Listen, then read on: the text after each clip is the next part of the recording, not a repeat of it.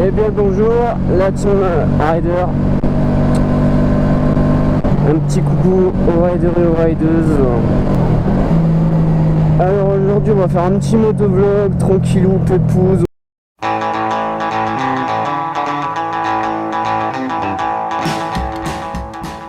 On se pose, putain c'est un vrai lac le truc.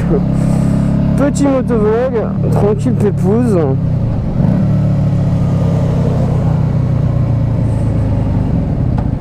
Alors aujourd'hui on va parler d'un sujet qui peut faire froid dans le dos pour certains motards. On va parler du roulage pendant l'hiver. Comme tu peux le voir, la moto est dégueulasse. Je fais partie des fous. Parce que ouais, pour certains on est des fous, on est des tarés. Il y a une case en moins, une araignée au plafond, enfin appelle ça comme tu veux. Moi je suis un motard qui roule tous les jours en moto. Oh les petites assises là. Moi je roule tous les jours en moto, qu'il fasse beau, chaud, froid, moche, qu'il pleut, qu'il vente, enfin bref.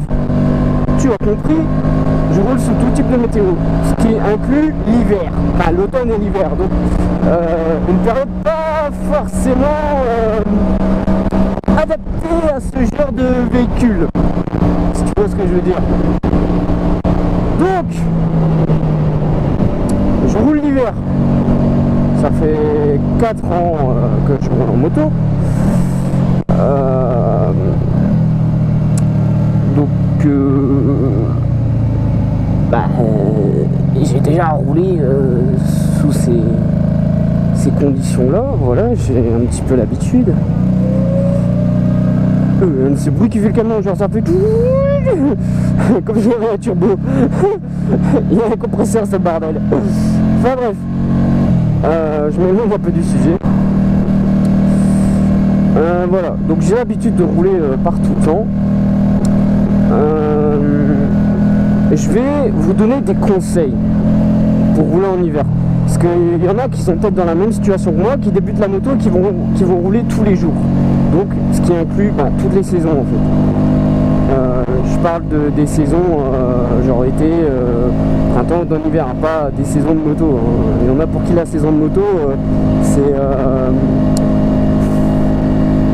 allez, mars, avril et encore.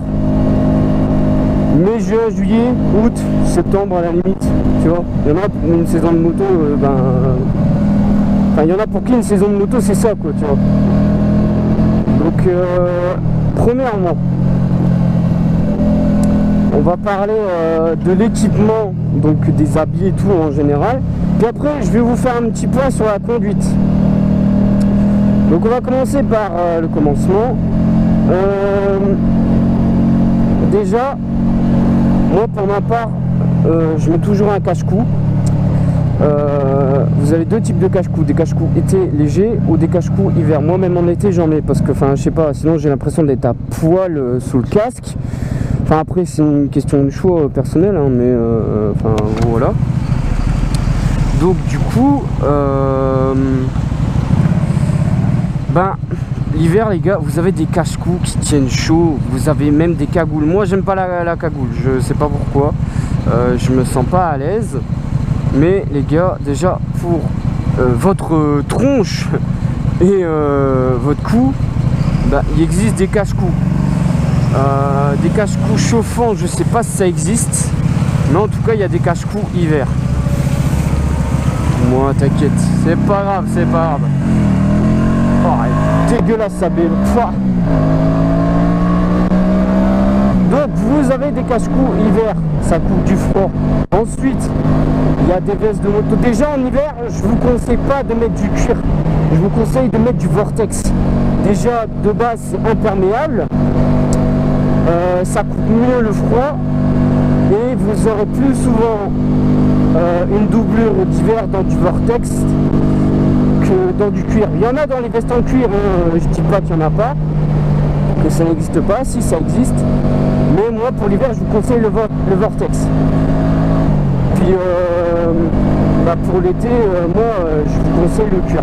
Parce que déjà l'hiver les routes sont sales et si vous avez un bon cuir d'ainaise, vous allez le salir et tout. Enfin, c'est un peu... Bah, après, c'est mon point de vue personnel, hein. Mais mettre un cuir l'hiver, si c'est un vieux cuir, ouais, mais si c'est un cuir que vous venez d'acheter la saison d'avant, ça serait un peu dommage de l'abîmer, quoi. Donc tout ce qui est veste et pantalon, je vous conseille de mettre du Vortex. Parce que je trouve que ça tient plus chaud que du cuir en hiver, hein, tout simplement. Ensuite, je vous conseille de mettre des combinaisons thermolactiles ou des bas thermolactiles. Tu sais, c'est les collants là qui collent à la peau. Ça maintient au chaud et ça absorbe la transpiration. Donc du coup, bah, t'es jamais dans le froid et ton corps reste à température. Ensuite, au niveau des pieds, je te conseille vivement de mettre des bottes ou des bottines imperméabilisées, donc prévues pour la saison hivernale. Je te conseille pas de mettre des bottes de piste ou des baskets montantes et tout, tu vois, enfin, tu auras froid. Ou alors ce qu'il faut faire, tu mets une paire de chaussettes normales, il existe aussi des paires de chaussettes thermolactiles, voilà, tout simplement. Il y en a un peu qui disent ouais, rouler l'hiver ça caille et tout. Ben non les gars, il suffit juste de s'habiller correctement et puis c'est tout. Là actuellement il fait 4 degrés, donc ressenti je dois être à poids -1 peut-être. Ben j'ai pas froid. Je mens pas, hein, je dis pas ça pour la vidéo, mais je n'ai pas froid. T'en as pas qui vont dire ouais mais au niveau des mains et tout c'est chiant. Bon les gars, moi je vois plein de mecs qui font des vidéos, qui roulent l'hiver et tout. Les mecs qui portent des gants d'été, tu sais les tout petits gants qui montent même pas jusqu'au poignet, tu sais, qui s'arrêtent là quoi. Mais après tu m'étonnes que les mecs ils se plaignent. Donc les gars, il existe des bonnes paires de gants hiver pas trop chères, pour une centaine d'euros même pas, vous pouvez vous en dégoter. Ce qui existe aussi c'est des sous-gants, des petits sous-gants thermolactiles. Vous les mettez comme des sous-gants, enfin le nom explique la chose. Voilà. Tu mets des sous-gants, ou alors le top du top c'est les gants chauffants. Je m'en suis procuré, j'en parlerai dans une prochaine vidéo.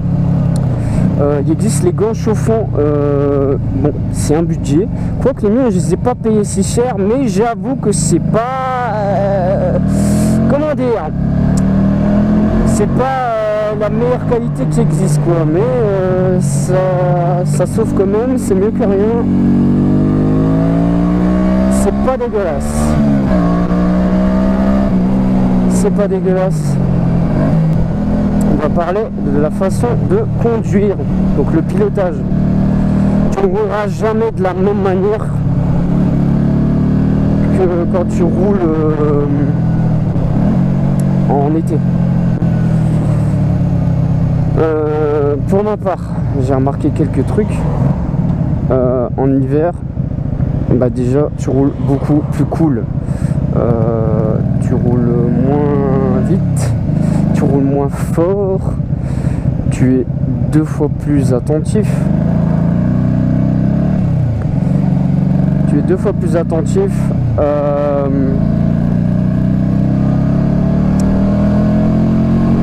Personnellement, moi en hiver, déjà, je respecte vraiment le temps de chauffe de la moto, tu vois. Je vais pas dire que je la respecte pas en été, mais en hiver, je laisse plus de temps à la moto avant de tirer un peu dedans sans trop tirer dedans, tu vois. Genre je la laisse chauffer un peu plus, et après je tire dedans jusqu'aux limites par rapport aux conditions, tu vois. Donc je la laisse chauffer déjà plus longtemps. Je laisse chauffer les pneus déjà plus longtemps, tu vois. Je vais prendre moins d'angle, je sais pas moi. D'habitude en été, je démarre, je roule 10 minutes et après 10 minutes, je sais que je peux prendre un certain angle. En hiver, après ces 10 minutes, je vais pas prendre le même angle, je vais prendre moins d'angle que ça, tu vois. Ensuite, on va parler de l'anticipation. Déjà de base, il faut avoir une certaine anticipation, il faut avoir l'attention, tu vois, il faut être attentif à 200%. Mais en hiver, c'est même plus 200%, c'est 400%.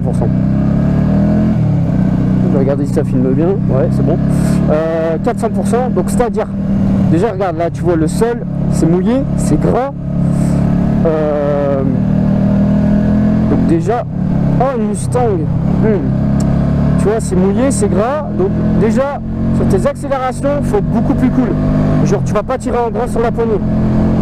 Sur tes phases de freinage tu anticipes encore plus et tu freines pas comme un bourrin non plus, sinon t'as ta gueule par terre, ça c'est clair et net. Ensuite le placement sur la chaussée, déjà en temps normal le placement c'est important, donc c'est 3/4 gauche, enfin c'est soit milieu comme là, ou soit 3/4 gauche. Tu vois, là la voiture a été loin de moi, elle a freiné, elle a tourné, j'ai quand même donné un coup de frein, tu vois, pour anticiper. Donc le placement est hyper important, surtout en hiver. Moi je te conseille pas d'aller au milieu là, tu vois. Parce que je sais pas si tu vois, genre t'as deux traces au milieu, enfin tu vois au milieu la trace elle est différente de celle de droite et gauche. Pourquoi? Parce que les voitures elles passent, donc forcément il y a les pneus qui roulent, ça chauffe, donc tu auras tendance à avoir plus d'adhérence sur le côté droit ou gauche, parce que c'est chauffé par les voitures qui passent, c'est chauffé par les pneus, c'est séché aussi en même temps, donc tu auras un peu plus d'adhérence en étant à droite ou à 3/4 gauche qu'au milieu. Après moi je ne me mets jamais à droite parce que si je dois faire un évitement, oh Dax j'en avais un, bon, excellent.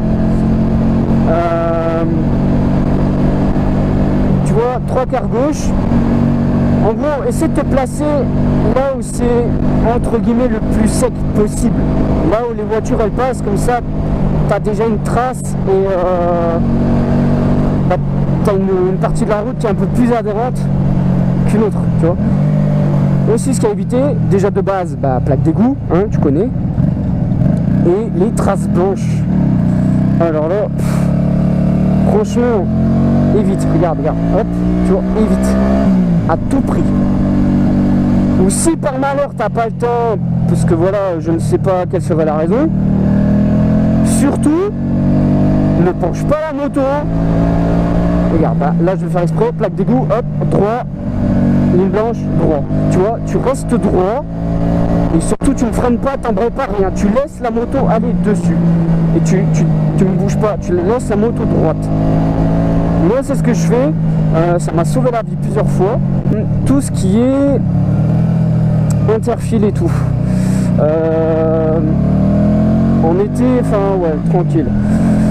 Allez, en été tranquille, en hiver tu peux, mais franchement, fais attention, parce que forcément tu es en interfile, tu vas te retrouver entre les fils de voiture, tu vas te retrouver sûrement sur les bandes blanches, donc franchement fais attention, ne freine pas brusquement et anticipe à mort. Donc en fait, rouler l'hiver, c'est tout simple, il faut anticiper. Et c'est vraiment du calcul, c'est de la trajectoire, c'est du placement, c'est vraiment tout un art en fait. Je base ça sur mon expérience avec ma moto, avec ma conduite, tout ça. Après chacun a sa conduite, chacun a une moto, enfin voilà. Mais j'espère que ça vous aura éclairé sur certains points. Si vous avez des questions, n'hésitez pas à les poser en commentaire, ou venez me rejoindre sur Instagram. Mon Instagram est en description. Si vous avez envie de papoter, de poser des questions, même si vous êtes dans la même région que moi, me proposer des tests moto, des machins comme ça, moi je suis preneur. Je pense que ça peut être sympa. Et voilà, tout simplement. C'était Rider. Prenez soin de vous. Faites attention à vous. Et je vous dis ciao. À la prochaine. Salut la team.